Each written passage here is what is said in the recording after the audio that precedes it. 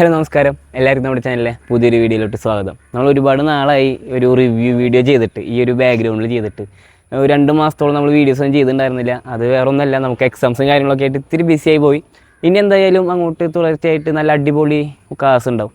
Latest ആയി വരുള്ളൂ എന്ന് പറഞ്ഞ പോലെ നമ്മൾ ഇന്ന് കൊണ്ടുവന്നിരിക്കുന്ന ഒരു അടിപൊളിയായിട്ട് ബിൽഡ് ചെയ്ത ഒരു ഇഗ്നിസാണ്.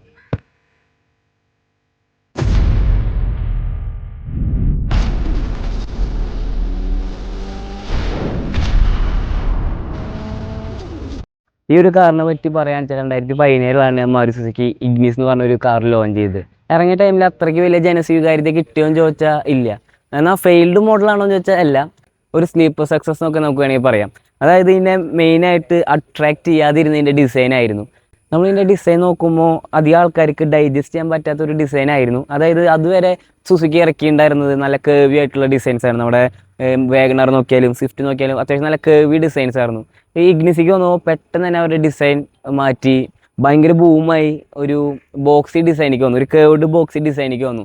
അത് നമ്മുടെ സുസുക്കിയുടെ അധികം കസ്റ്റമേഴ്സിനെ ഇഷ്ടപ്പെട്ടില്ല. അതുകൊണ്ടാണ് ഇതിൻ്റെ സെയിൽസ് ആ ഒരു അത്ര ഹൈപ്പ് എത്താണ്ട് ഇരുന്നത്.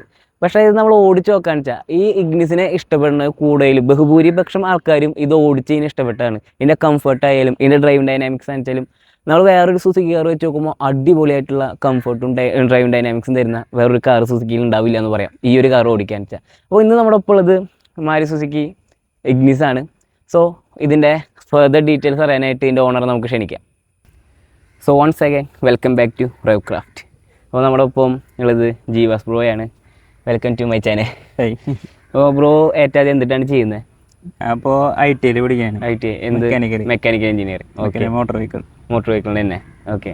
അപ്പോൾ ബ്രോയുടെ സ്ഥലം ഇവിടെ അഞ്ചേരിയിൽ തന്നെ, തൃശ്ശൂർ അഞ്ചേരിയിലാണ് ബ്രോയുടെ സ്ഥലം വരുന്നത്. നമുക്ക് ഇഗ്നിസിലേക്ക് വരുമ്പോൾ ഇഗ്നിസിൽ ഇതിൽ അത്യാവശ്യം നന്നായിട്ട് ലോഡ് ചെയ്തേക്കണ വണ്ടിയാണ്. എന്നുവെച്ചാൽ പുറമേ നിന്ന് കാണുമ്പോൾ നമുക്ക് തോന്നില്ല, സ്ലീപ്പർ ബിൽഡ് പോലെ നല്ല രീതിയിൽ ചെയ്തിട്ടുണ്ട്. അപ്പോൾ ഇതിൽ ഏറ്റവും ആദ്യം ഈ വണ്ടി എടുത്തു ബിൽഡ് ചെയ്യാൻ വേണ്ടി തന്നെയാണ് എടുത്തത്? ബിൽഡ് ചെയ്യാനായിട്ടല്ല എടുത്തത്, സ്റ്റോക്കായിരുന്നു വണ്ടി. ഒന്നും ചെയ്തിട്ടുണ്ടായിരുന്നില്ല. എന്നിട്ട് പിന്നെ വണ്ടിയോടെ ഒരു ഭ്രാന്ത് ഉണ്ടായിരുന്നു. വേറെ വണ്ടി എസ്റ്റീം ഒക്കെ പണ്ട് ഞാൻ കണ്ടു വീട്ടില് വേറെ കോൾസിന്റെ GS എടുക്കുന്നുണ്ട്, എസ്റ്റീം ഇപ്പൊ വർക്കിനായിട്ട് എടുക്കുന്നുണ്ട്. അത് സമയം എടുത്ത് ചെയ്യുന്ന വർക്ക് അത്. അപ്പോ വേറെ എസ്റ്റീം മുമ്പുണ്ടായിരുന്നു പിള്ളേനാണ്.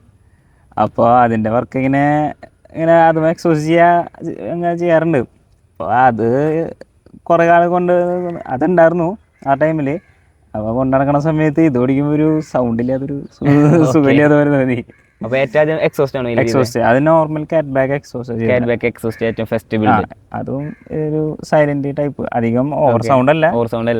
നമുക്ക് ടൗണിൽ കൊണ്ടെടുക്കുന്നതല്ലേ അങ്ങനത്തെ ഒരു സൗണ്ട്. അത് കുഴപ്പമില്ല. ഇതിനാലും പിന്നെ ഉള്ളതിനാണ് കുറച്ച് സൗണ്ട് ഉണ്ട്, അത്രേ ഉള്ളൂ. അപ്പോൾ അത് എക്സോസ്റ്റ് ചെയ്ത് പിന്നെ കുറച്ച് കഴിഞ്ഞപ്പോൾ എലോയി പോരാന്ന് തോന്നി. ഓക്കെ, അല്ലെ ആഗ്രഹം ഉണ്ടായിരുന്നു മുമ്പേ. അപ്പോൾ കിട്ടിയപ്പോൾ സ്റ്റോക്ക് സൈസ് 15 ആയിരുന്നു. 15 അല്ലേ ഇതിന്റെ സ്റ്റോക്ക് സൈസ് വരുന്നത്? 15. അപ്പോൾ 16 അപ്സൈസ് ചെയ്തു. ഓക്കെ, എന്നിട്ട് ഒരു 205 50 16. ഓക്കെ, അപ്പോൾ ടയറും സൈസ് കൂട്ടി. ഓക്കെ, അപ്പോൾ കുറച്ച് രീതിയിലുള്ള ടയർ ഇട്ടു. അങ്ങനെയാണ് എലോയി ചേഞ്ച് ചെയ്ത. പിന്നെ കുറച്ച് കഴിഞ്ഞപ്പോൾ ലോറിയാൻ തോന്നി. ഓക്കെ, അപ്പോൾ സ്പ്രിങ്സ് ആണ്? സ്പ്രിങ്സ്. ഓക്കെ, ഡോക്ടർ നാനോയുടെ സ്പ്രിങ്സ്. അപ്പോൾ സ്പ്രിങ്സ് മാറുമ്പോൾ നമ്മൾ ഇതിൻ്റെ സ്ട്രട്ട് മാക്ഫ്രേസിൻ്റെ ആണ് വന്നേക്കുന്നത്, ഫ്രണ്ട് സ്റ്റോക്ക്. അപ്പോൾ അത് കംഫേർട്ട് വ്യത്യാസം വരുമല്ലോ സ്പ്രിങ്സ് മാത്രം മാറിയാൽ? കംഫേർട്ട് കുറവുണ്ട്. നമ്മൾ സ്റ്റെബിലിറ്റിയാണ് നമുക്ക് മെയിനായിട്ട് കിട്ടുന്നത്. ഓക്കെ, സ്റ്റോക്കിലാവുമ്പോൾ നമ്മുടെ വണ്ടി നന്നായി പൊന്തും. അപ്പോൾ അത് റേസ് ആവണോണ്ട് അത് ഭയങ്കര ഇഷ്യൂ. അതായത് നമ്മൾ ഹൈവേയിൽ ഒരു 100-120 എത്തുമ്പോഴേക്കും വണ്ടി കാറ്റ് പിടിക്കാൻ തുടങ്ങും. ഓക്കെ, അതായത് ഹൈറ്റ് നന്നായിട്ട് കൂടിയ കാരണം അത് സ്റ്റെബിലിറ്റി നന്നായി ബാധിച്ചിട്ടുണ്ട്. അതിലൊരു ഷെയർന്ന്.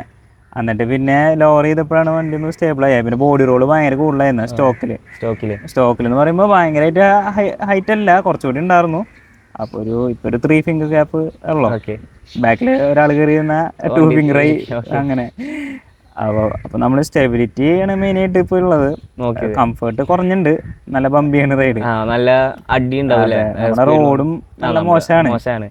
ഹൈവേയിൽ പോകുമ്പോൾ പിന്നെ കുഴപ്പമുണ്ടാവില്ല. ഹൈവേയില് ഈ ബ്രിഡ്ജിലാണ് ഏറ്റവും പ്രശ്നം. ബ്രിഡ്ജിൽ ഗട്ടറുകൾ വരുമ്പോ വലിയൊരു പ്രശ്നം. അടി അടിക്കും. ഹൈവേയിൽ വലിയ കുഴപ്പമില്ല, നമുക്ക് കട്ട് ചെയ്ത് പോകാനായാലും നല്ല സ്റ്റേബിൾ ആണ് വണ്ടി. ഈ സ്പ്രിങ്സിനാണ് ഏറ്റവും നല്ല ഇത്തിരി കൂടി നല്ല കോയിലോസ് ആണ് നല്ലത്. ബഡ്ജറ്റിന്റെ അപ്പോൾ ഡോക്ടറിനെ ശരി ഡോക്ടറിനെ കോയിലോസിന് ഒരു 60,000 രൂപ അടുത്ത്. സ്വിഫ്റ്റിനുണ്ട്, ഇഗ്നിസിനില്ല. ഇഗ്നിസിന്റെ വേറൊരു കമ്പനി ഉണ്ട്, അതിന് 1 lakh എന്തോ ഗേക്കോ റേസിംഗിന്റെ. അപ്പൊ അവരുടെ ഉണ്ട്, അതിന് 1 lakh വരുന്നുണ്ട്. കാറിന് വില അടുത്തേ പോകും. അതെ. അപ്പോൾ അതാണ് ഈ സസ്പെൻഷൻ സൈഡ് ചെയ്തേക്കുന്നത്. അപ്പം നമ്മള് സസ്പെൻഷൻ സൈഡ് വന്നു. എസ്തെറ്റിക്കലി എന്തൊക്കെയാണ് ബിൽഡ് ചെയ്തേക്കുന്നത്?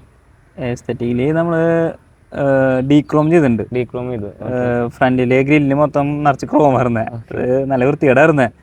അത് ഫുള്ള് ഭയങ്കര തിക്കായിട്ടുള്ള ഈ കാണുന്ന ലൈൻസ് ഒക്കെ ഫുള്ള് ക്രോം വരുന്നത്. അപ്പൊ അത് ഡീക്രോം ചെയ്ത് കളഞ്ഞു. പിന്നെ ചെയ്തെന്ന് ഈ ബോർഡേഴ്സ് വരുന്നത് വെറും പ്ലാസ്റ്റിക് ആയിരുന്നു.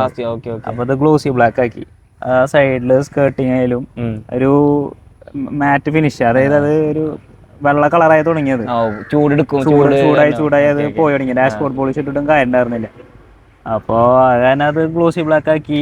പിന്നെ റിയർ ബമ്പറിൽ ഒരു പ്ലാസ്റ്റിക്കിന്റെ ഒരു സംഭവം ഉണ്ട്, അത് ഞാൻ ബോഡി കളറാക്കി. അത് ബാക്കിലൊരു വായ പോലെ നിൽക്കണ്ടായിരുന്നത്. അപ്പൊ അങ്ങനെ പിന്നെ ടിൻഡ് ചെയ്തു. ചൂട് പറ്റാത്തതുകൊണ്ട് ടിൻഡ് ചെയ്ത. പിന്നെ ഫ്രണ്ടില് മറ്റേ സൺഫിലിം ഒട്ടിച്ചു, അത് ലീഗലായിട്ടുള്ളതൊക്കെ ചെയ്തു. പിന്നെ എനിക്ക് തോന്നുന്നു ഇതിന്റെ ഹെഡ് ലാമ്പില് ഉള്ളില് ലൈറ്റ്സ് മാറ്റിയിട്ടുണ്ടോ? ഇല്ല, അത് സ്റ്റോക്ക് വരുന്ന ഇഗ്നിസില് ടോപ്പ് വേരിയന്റിൽ വരുന്ന ഹെഡ്ലൈറ്റ് ആണ്. അപ്പൊ ഇത് ടോപ്പ് വേരിയന്റ് ആയിരുന്നു? Top variant alpha. ഓക്കെ. എനിക്ക് തോന്നുന്ന ലോഗോ കാർബൺ ഫൈബർ ഫ്രണ്ടും ബാക്കും ഡിപ്പ് ചെയ്തു. ഞാൻ ആദ്യം ഇത് ഫുള്ള് ഡിപ്പ് ചെയ്യാന്ന് വിചാരിച്ചേ, കാർബൺ ഫൈബർ. പക്ഷെ നല്ല റേറ്റ് വരുന്നുണ്ട്, 10 രൂപ വരെ അടുത്ത്. ലോഗോ അല്ല, ഈ ബോർഡറുകൾ മാത്രമല്ലേ, പീസുകൾ മാത്രം ചെയ്യണമെങ്കിൽ 10 രൂപ അടുത്ത് വരും. റേറ്റ് എന്തായാലും ലാസ്റ്റ് പറയാം. ഇങ്ങനെ പണിയാനായിട്ട് ആഗ്രഹമുള്ള ഒരുപാട് പേരുണ്ടാവും. ഇഗ്നിസ് ആണെച്ചാലും ഏതാണെച്ചാലും പണിയാൻ. അപ്പോൾ അവർക്ക് കൂടുതൽ ഇതിന്റെ എത്ര റേറ്റ് ആയി എന്നൊക്കെയാണ് അറിയേണ്ടത്. അപ്പോൾ അത് നമുക്ക് എന്തായാലും വരാം. അതുപോലെ തന്നെ എനിക്ക് തോന്നുന്നു കോർണർ ലാംപ്സ് യെല്ലോ ടിൻഡ് ചെയ്തിട്ടുണ്ട്. അതും സ്റ്റോക്ക് വരുന്നതാണ്. യെല്ലോ ടിൻഡ് ചെയ്തു. പക്ഷെ കാണാൻ രസമുണ്ട്. അതെ. ഈ കളറും സ്റ്റോക്ക് കളർ തന്നെയാണ്. കമ്പനി തന്നെ ഒരു റെഡിഷ് ഓറഞ്ച്, അകലെ നോക്കുമ്പോ റെഡ്, അടുത്ത് നോക്കുമ്പോ ഒരു ഓറഞ്ച് പറയുമ്പോൾ അതേപോലത്തെ ഒരു കളർ. അതാണ് എസ്തെറ്റിക്കലി ചെയ്തേക്കുന്നത്. അപ്പോൾ പെർഫോമൻസ് സൈഡിൽ നമ്മൾ എന്തൊക്കെയാണ് ചെയ്തേക്കുന്നത്? പെർഫോമൻസ് സൈഡിൽ നമുക്ക് സ്റ്റേജ് 2 റീമാപ്പ് ഉണ്ട്. ഏതിന്റെ ക്വാണ്ടം ട്യൂണിംഗ് എന്ന് പറഞ്ഞൊരു കമ്പനിയുടെ. അത് ഇവിടെയുള്ളതല്ല, പുറത്തുള്ളതാണ്. കേരളത്തിലുള്ളതല്ല, UK ബേസ്ഡ് കമ്പനിയാണ്. പക്ഷെ ഇന്ത്യയിൽ അവർക്ക് സർവീസ് ഉണ്ട്. അത് ഇന്ത്യൻ വണ്ടികൾക്കും ഇന്ത്യയിലും സർവീസ് ഉണ്ട്. അപ്പോ അങ്ങനെ. അത് ഞാൻ ട്യൂണറാണ്. പരിപാടി ഉണ്ട്, പഠിപ്പിന്റെ ഒപ്പം തന്നെ കുറച്ച് നാള് വൂൾഫ് പെർഫോമൻസ് തൃശ്ശൂർ വർക്ക് ചെയ്തിട്ടുണ്ട്.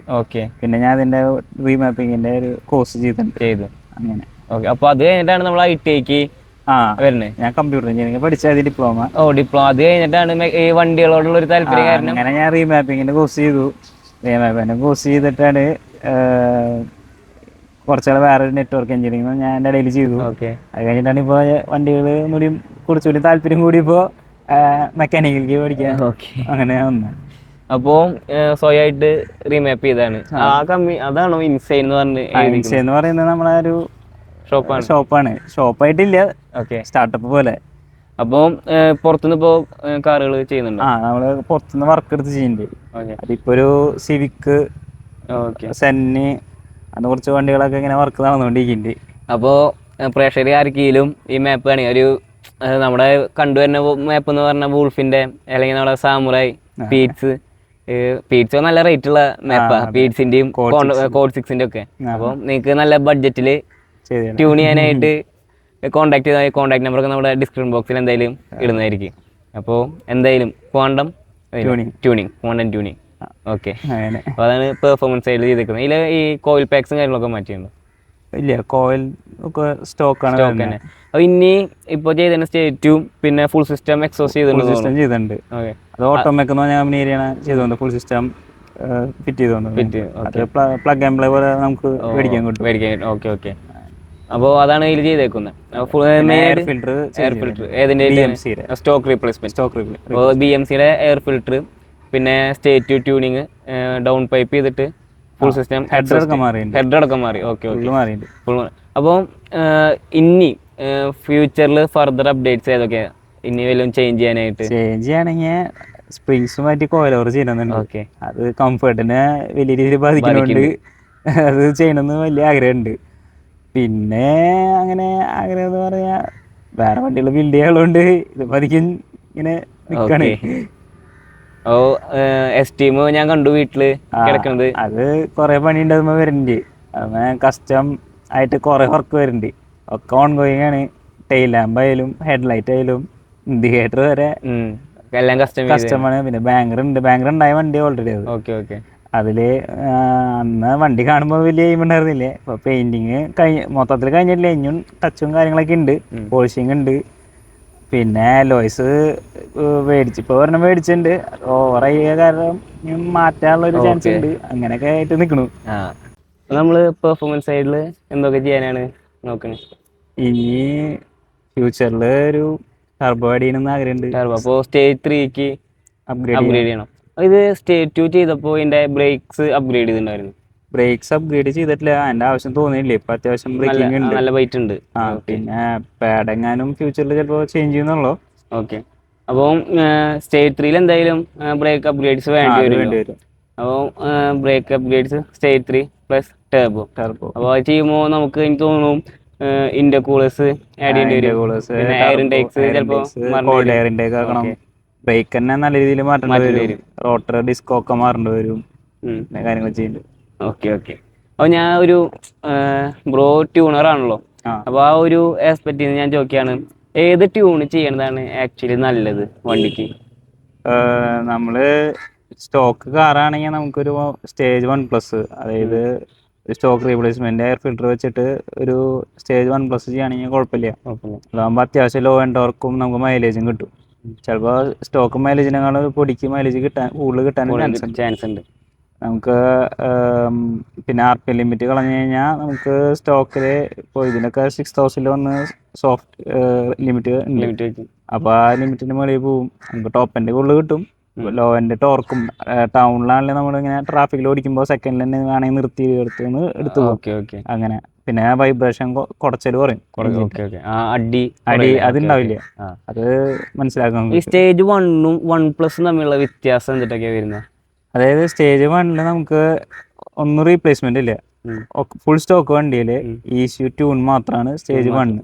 അതിൽ ചെറിയൊരു മൈന്യൂട്ട് ഡിഫറൻസ്. ഇതിപ്പോ നാച്ചുറലി ആസ്പിറേറ്റഡ് എഞ്ചിൻ ആയതുകൊണ്ട് ചെറിയൊരു മൈന്യൂട്ട് ഡിഫറൻസ് മാത്രമേ ഉണ്ടാവുള്ളൂ.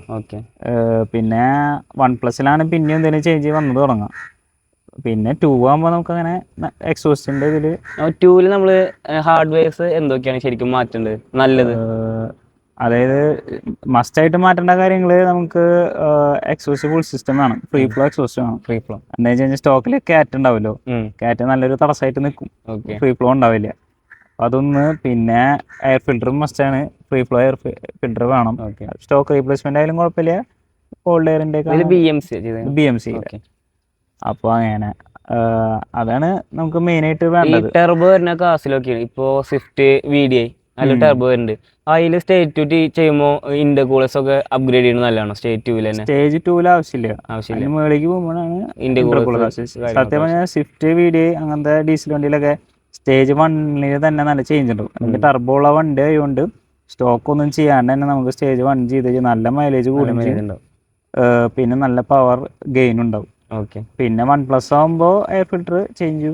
സ്റ്റേജ് 2 ആകുമ്പോൾ നല്ല വ്യത്യാസം കാണിക്കും. ഓക്കെ.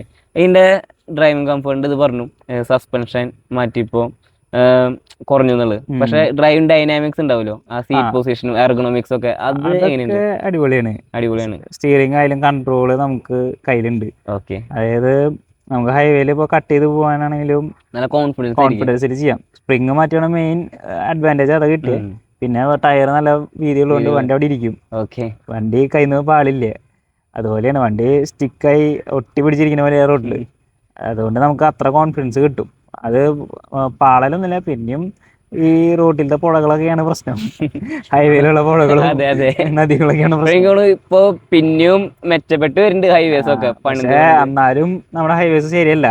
അതായത് വെള്ളം കെട്ടി കിടക്കുക ചെയ്യണം. ഓ അത് ശരിയാ, അത് പ്രോപ്പർ ഡ്രെയിനേജ് സിസ്റ്റം ഇല്ല. അപ്പോ ഹൈവേസിൽ നമുക്ക് ഭയങ്കര ഡേഞ്ചറാണ് സത്യം പറഞ്ഞാൽ. അതായത് നമ്മൾ നല്ല സ്പീഡൊന്നും വേണ്ട, ഒരു 80 പോകുമ്പോ തന്നെ ഈ കേവ്സില് വെള്ളം ഇങ്ങനെ കെട്ടി കിടക്കണ്ടാവും. ഇന്നൊരു വീഡിയോ എന്തോ ഞാൻ കണ്ടു റീല്. അതായത് ഒരു വണ്ടി ഹൈവേ കൂടെ പോണു, ഈ കെട്ടിക്കിടക്കാൻ വെള്ളത്തിന്റെ മേളിൽ കൂടെ എടുത്തതാ. മറ്റേ വെള്ളം അത് ഗ്രിപ്പ് പോയി വണ്ടി തെറിച്ച് 2 പ്രാവശ്യം മറിഞ്ഞു.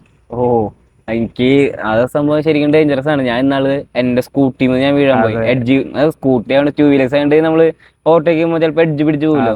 ഞാൻ പതുക്കനെ പോകണ്ടായിരുന്ന, പതുക്കനെ പോയിട്ട് കാലുകുത്തിയ വണ്ടി നിന്നു, ഫ്രണ്ട് തെന്നി പോയി. അത് ശരിക്കും പ്രോപ്പർ ഡ്രെയിനേജ് ഇല്ലാണ്ടാണ്.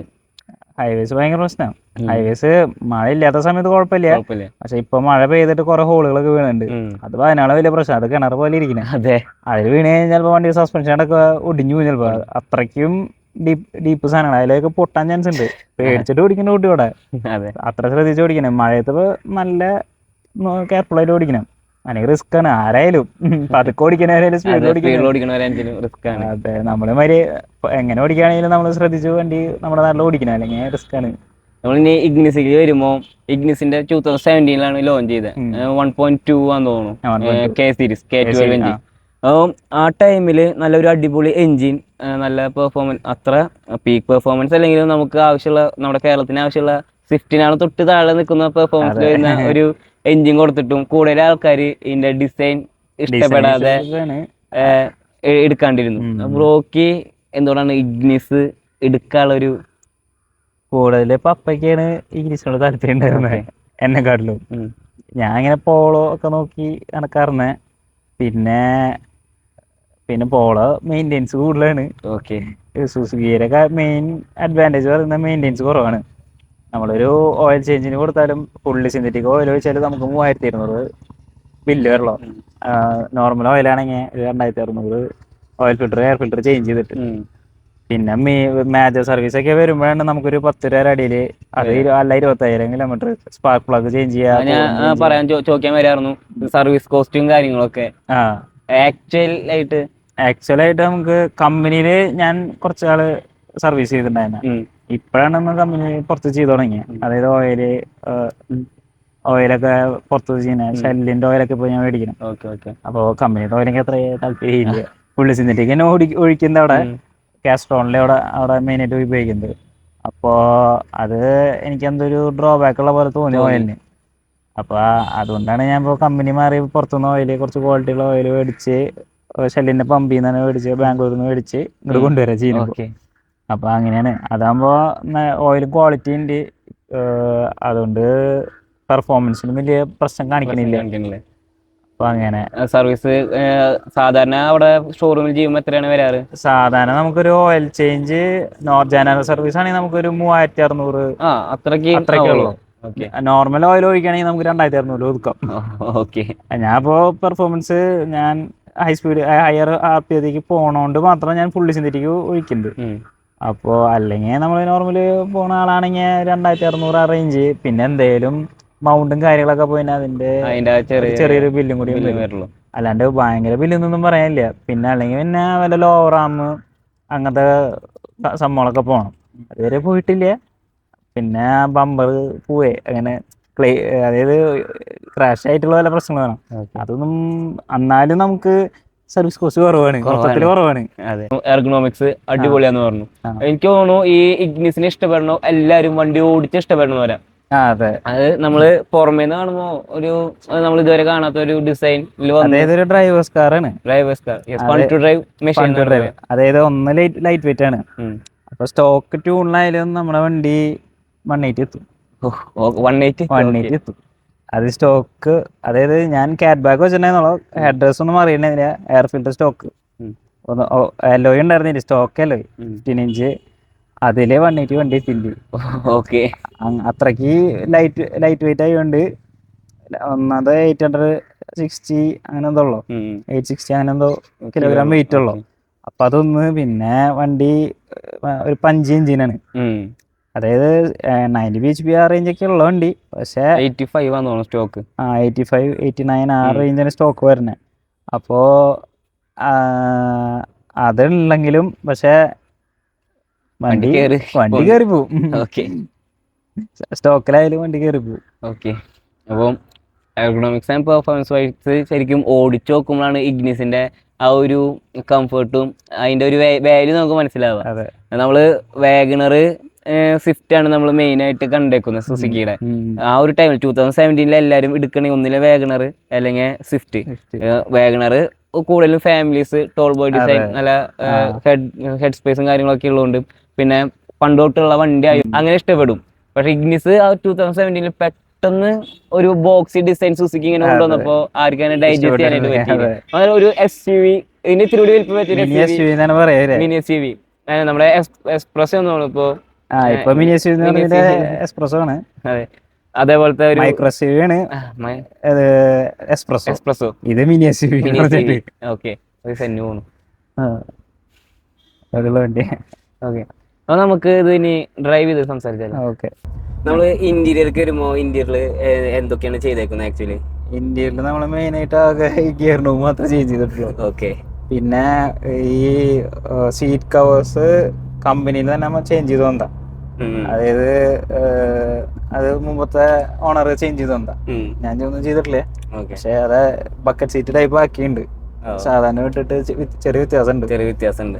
അതാണ് ഇത്തിരി പക്ഷെ ഇത്തിരി സ്പോർട്ടി ആയിട്ട് നമുക്ക് ഹഗ് ചെയ്തിരിക്കണം.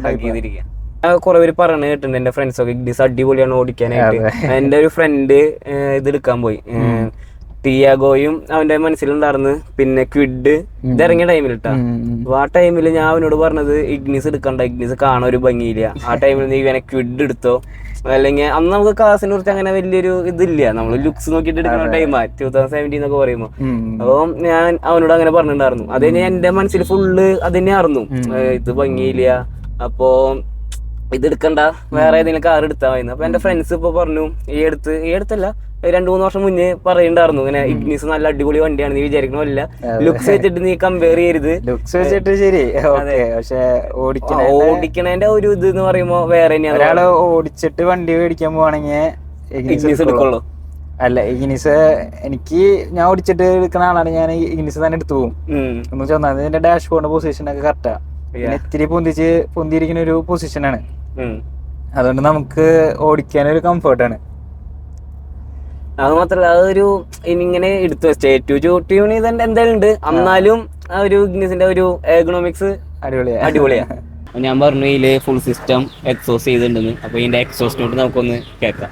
അപ്പോൾ നോർമലായിട്ട് നമ്മൾ നിൽക്കുമ്പോൾ വലിയ സൗണ്ട് ഉണ്ടാവില്ല. പറഞ്ഞു പെർഫോമൻസ് എക്സോസ്റ്റ് ആണ് ചെയ്തേക്കുന്നത്, ബാങ്ക് അല്ല. അതുകൊണ്ട് ഈ ഒരു സൗണ്ട് ഉണ്ടാവുള്ളൂ. ബ്രോ ഒന്ന് കാല് കൊടുത്തേ.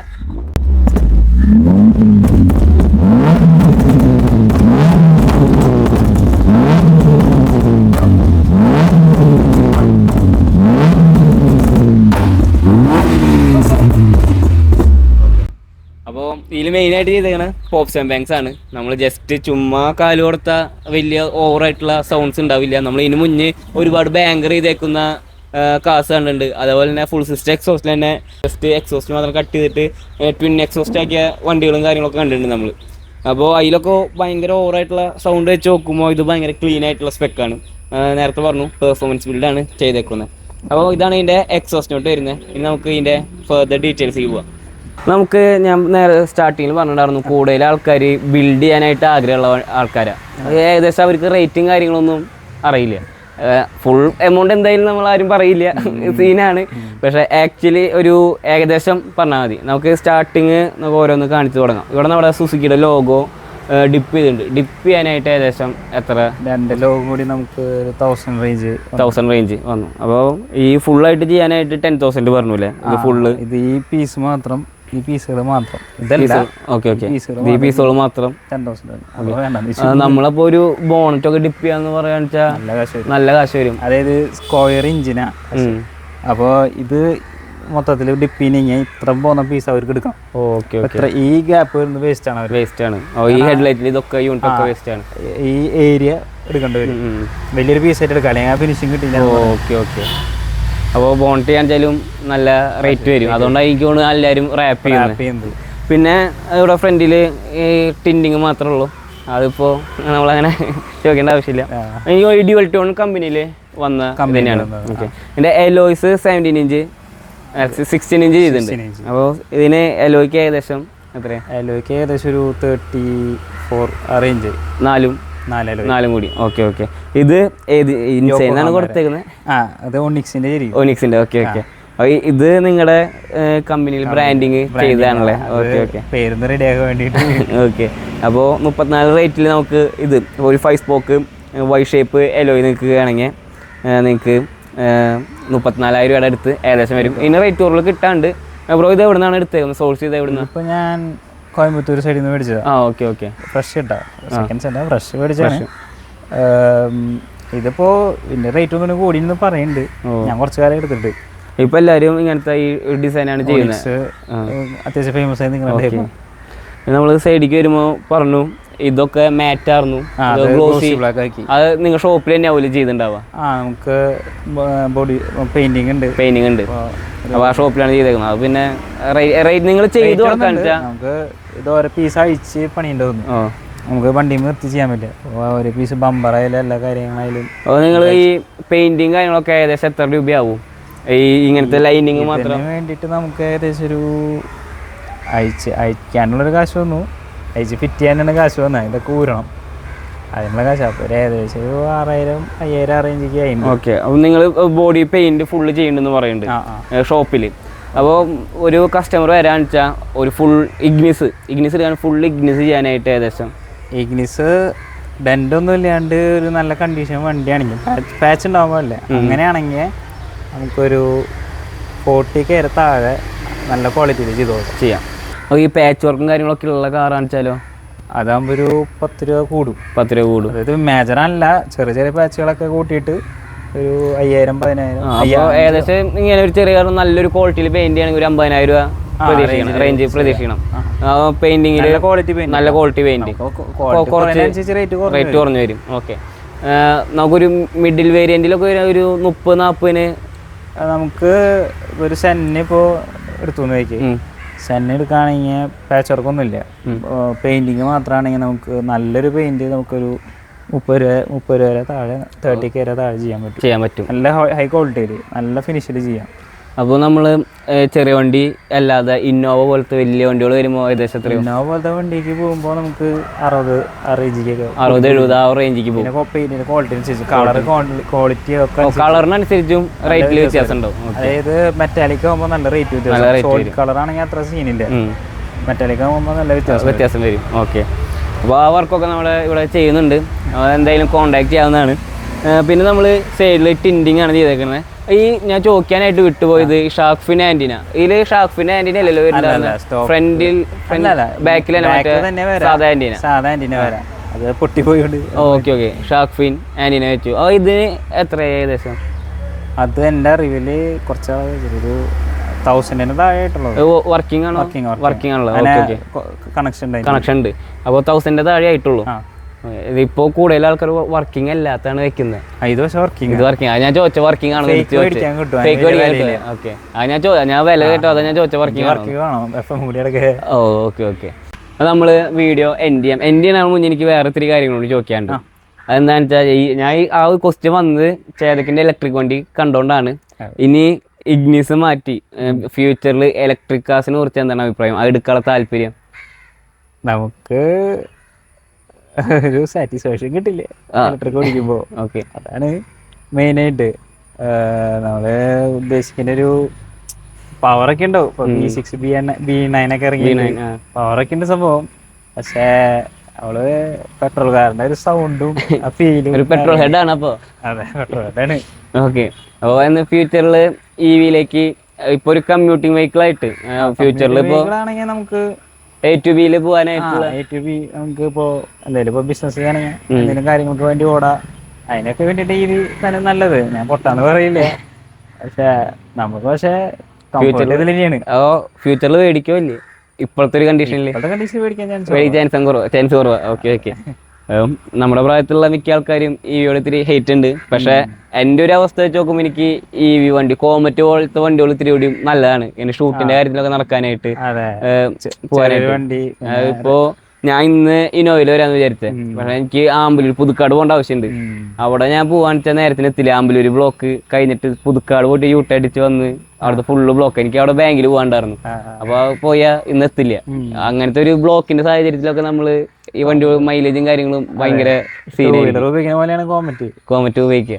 അപ്പോൾ അതന്നെ നമ്മുടെ ഇന്നത്തെ വീഡിയോന്റെ വിശേഷം. ഇഗ്നിസിന്റെ റിവ്യൂ അല്ല ആക്ച്വലി ഞാൻ ചെയ്തത്. ഇഗ്നിസിനെ കുറിച്ച് ഒരുപാട് അധികം റിവ്യൂസ് എടുക്കുന്നുണ്ട്. അതുപോലെ നമ്മുടെ കോണ്ടന്റ് കാസ്റ്റ് എന്ന് പറഞ്ഞിട്ട് വിവേക് ജി ആൻഡ് JD ചെയ്ത ഒരു വീഡിയോ ഉണ്ട് ഇഗ്നിസിനെ കുറിച്ച്. ആ ഒരു വീഡിയോ കണ്ട ഇഗ്നിസിന്റെ കറക്റ്റ് ടെക്നിക്കൽ സൈഡിനെ കുറിച്ചുള്ള എല്ലാം നമുക്ക് അതിലറിയാൻ പറ്റും. അപ്പോൾ ഒരുപാട് പേര് ഇതിന്റെ ടെക്നിക്കൽ സൈഡിനെ കുറിച്ചും ഇതിന്റെ റിവ്യൂ ഒക്കെ ആ ടൈമിൽ ഇറങ്ങിയ ടൈമിൽ ചെയ്തിട്ടുണ്ട്. അപ്പോൾ നമ്മൾ റിവ്യൂ ചെയ്യണതിൽ ഒരു അർത്ഥമില്ല. അപ്പോൾ ഇത് നന്നായി ബിൽഡ് ചെയ്ത വണ്ടിയാണ്. അപ്പോൾ ഇതിന്റെ ബിൽഡും കാര്യങ്ങളാണ് നമ്മൾ മെയിനായിട്ട് ഫോക്കസ് ചെയ്തേക്കുന്നത്. ഇതിൽ സ്റ്റേറ്റ് റീമാപ്പ് ചെയ്തിട്ടുണ്ട്.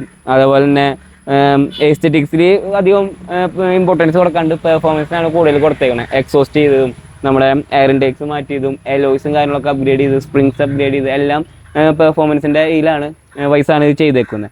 ആൻഡ് നമ്മൾ സാധാരണ ഒരു ഇഗ്നിസ് കണ്ടിട്ട് ഈ ഒരു ഇഗ്നിസ് കാണുമ്പോൾ പ്രത്യേക ഭംഗി അല്ലെങ്കിൽ ഒരു ഹെഡ് ടേണറാണ് ആക്ച്വലി വണ്ടി.